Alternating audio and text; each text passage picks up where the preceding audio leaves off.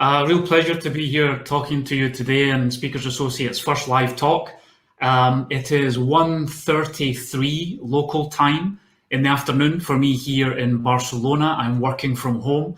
I hope you are well and safe wherever you are in the world.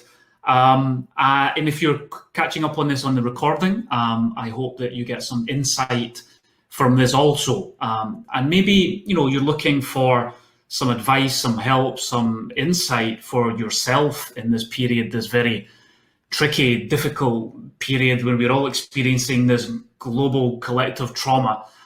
So for yourself for working from home, or some insights for your teams and your organizations.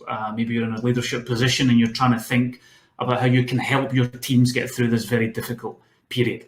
So why am I qualified to talk to you today about working from home? I think three areas that I just want to focus on. And again, thanks to Patrick for this very kind introduction. The first of three is my career focus on health and well-being the past almost 20 years. And I've really looked in great depth on how to make the experience of work more aligned, let's say, with our basic human needs and how we don't compromise our health and well-being just by going to work.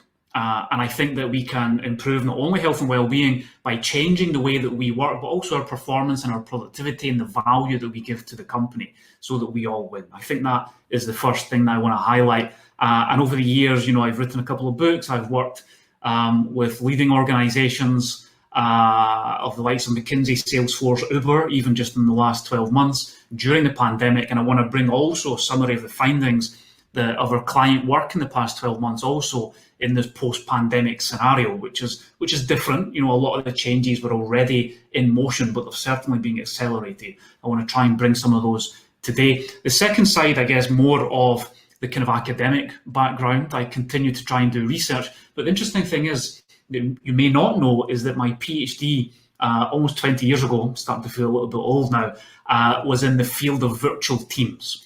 I was a visiting researcher at Stanford.